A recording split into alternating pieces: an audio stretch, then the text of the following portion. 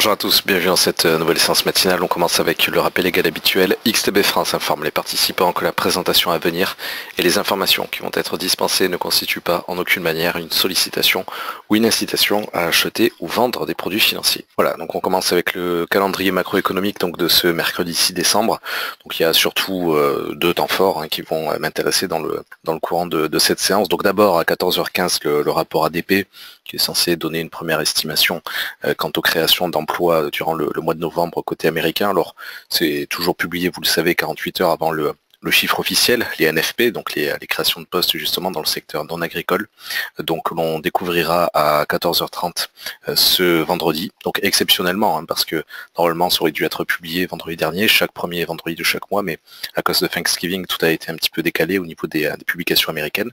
Et puis surtout donc dans un deuxième temps, les chiffres habituels du mercredi après-midi, donc à 16h30, les stocks hebdomadaires de pétrole, notamment de pétrole brut, dévoilés par le département de l'énergie. Ça fait suite donc à la publication d'hier soir, dans le courant de la nuit, à 22h40, avec l'estimation de l'API que je vous invitais donc à surveiller, donc qui effectivement table sur un recul de 5,5 millions de barils.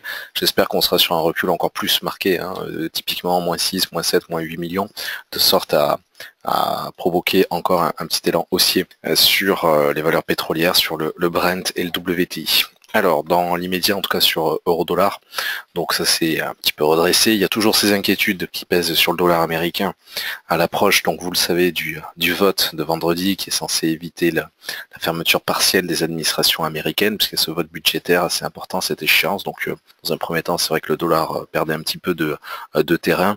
Pour le moment, on revient sur le point d'entrée que je présentais donc ces derniers jours aux clients, les 1,1820.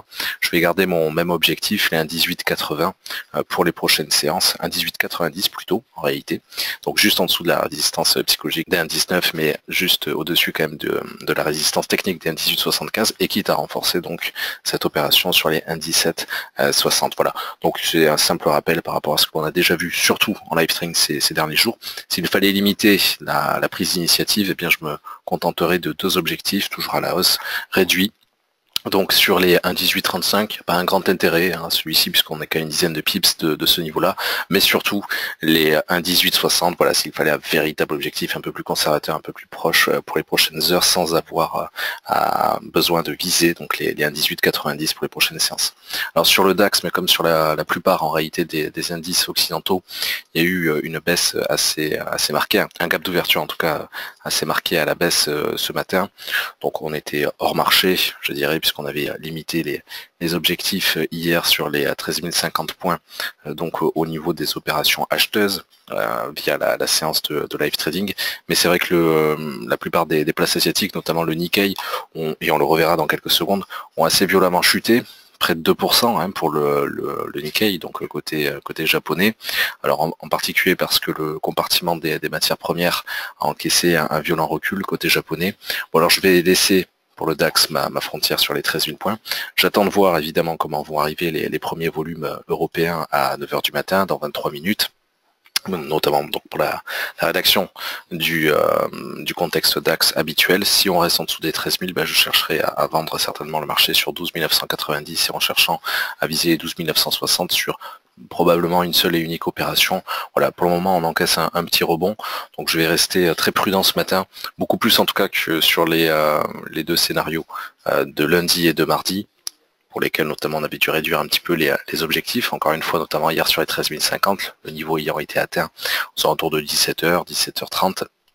Donc ça va rester effectivement pour moi assez sensible pour le moment, puisqu'on a peu de nouveaux éléments, comme vous l'avez vu au niveau du calendrier macroéconomique, et on va rester surtout sur des sujets assez politiques, et encore une fois ce vote du Congrès vendredi. Voilà, donc je risque, contrairement à hier et avant-hier, de présenter un contexte DAX baissier, et si au contraire, mais d'ailleurs on vient de reperdre une bonne quinzaine de points sur le DAX, le temps de faire ce petit commentaire, si je vois que cet élan baissier se maintient, simplement au lieu de chercher à vendre le marché sur les 12 990, je risque de me contenter des 12 940. Voilà, donc réponse aux alentours de 9h30, peut-être 9h40, concernant donc ce contexte DAX. Alors sur l'or, les objectifs par contre là ont été atteints, ceux que je présentais donc hier matin notamment, donc ça va être simplement une sortie de marché pour moi, une prise de bénéfice, et tout au plus, si je devais à nouveau revenir sur ce sous-jacent là, je chercherai à le vendre au travers d'un sell limite, sur les 1274 dollars l'once, donc une opération de vente avec un prix d'entrée supérieur au niveau actuel, donc avec un take profit à nouveau sur 1269. Sur le pétrole, voilà, bon, on va attendre évidemment 16h30 l'arrivée de ces publications américaines pour voir, j'espère, un petit peu le Brent et le WTI se réveiller. Ça a manqué un peu de volatilité ces dernières heures. On a malgré tout atteint l'objectif indiqué donc sur les 57,80, donc ça c'est plutôt une bonne chose. Donc à nouveau, je vais rester acheteur, quitte à reprendre une deuxième fois cet objectif-là. Et on reprendra évidemment, alors à 12h30 d'ailleurs, et non pas à 15h15 cet après-midi. Donc là, durant la séance de live trading, eh bien, les opérations Brent qui sont intactes, on ne les a pas modifiées ni hier ni avant-hier. Donc on refera un petit peu le topo avec un peu d'impatience par rapport donc à ces publications de 16h30, les seules, en parallèle du rapport ADP, encore une fois, qui semble être un petit peu intéressante pour ce mercredi. Je crains que ce soit une séance assez calme au niveau du calendrier et que l'on soit uniquement sur un ou deux sujets plus contextuels que véritablement en macroéconomique. Voilà. Sur le CAC, bien sûr, on va retrouver un peu le même commentaire. Alors, pour faire la jonction avec ce que l'on vient de voir sur le DAX, seul niveau qui pourrait m'intéresser un petit peu à court terme est fixé sur les 5320 points. Et en cas de rupture, mais ça me paraît peut-être un peu excessif pour aujourd'hui, ce serait les 5305 points exactement. Voilà. Là aussi, réponse en particulier à partir de 9h avec l'arrivée des premiers volumes européens et un bon point de vente, de mon point de vue, un bon point de sell limite, s'il fallait corréler ce que je viens de dire sur le DAX au travers des 12 990 avec ce que l'on a sous les yeux côté français, bien ce serait effectivement les 5380, toujours un petit peu en dessous donc de la résistance ici indiquée sur 85. Pareil pour les 12 940, et bien j'aurais tendance à corréler ça aux 5340 ici. Voilà. Donc c'est toujours un petit peu la même corrélation.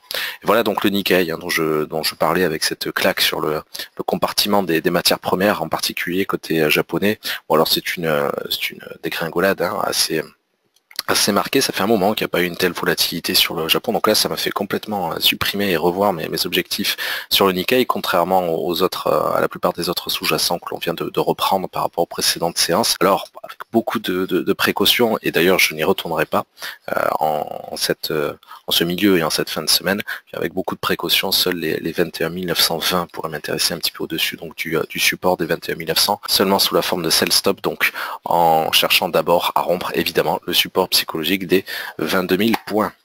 Voilà, comme d'habitude, alors on a le Bitcoin sous les yeux, donc bon, commentaire un petit peu habituel, de nouveaux plus hauts historiques ont été rompus, j'ai été forcé de tracer quelques niveaux psychologiques, donc au travers des 13 000 dollars l'unité et 12 500 dollars l'unité.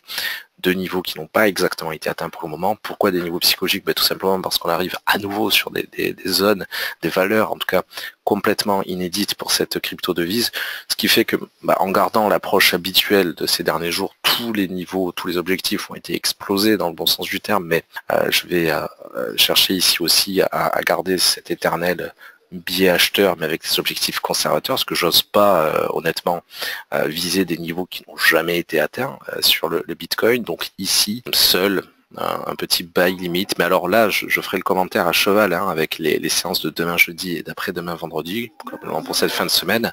Donc seul un petit buy limite sur 12 100, quitte à le renforcer sur le support des 11 770 au travers d'un deuxième buy limite, ayant pour point d'entrée les 11 830, donc seuls ces deux niveaux-là pourrait m'intéresser pour acheter le marché. Donc d'abord avec une petite phase baissière, un peu de souffle, un peu de correction sur le Bitcoin, avant de viser effectivement donc les 12 380. Je n'ose pas trop me rapprocher, vous l'avez compris, de la résistance psychologique des 12 500. Est-ce que ce scénario a vraiment une probabilité de s'ouvrir? Je ne suis même pas convaincu, parce que il y a fort à parier en réalité qu'on aille rompre à nouveau la résistance psychologique des 12 500 pour rallier les 13 000. Bon, mais j'oserais pas trop m'y aventurer. Encore une fois, ce sont des valeurs inédites. Voilà, donc je préfère garder le propos habituel, acheteur bien sûr, mais avec des niveaux assez conservateurs. Et en l'occurrence, c'est vrai que comme ceux de lundi et de mardi ont déjà été atteints, des profits, ce serait pas trop grave si jamais ce scénario-là, ce troisième de cette semaine, ne se réalise pas parfaitement. Voilà.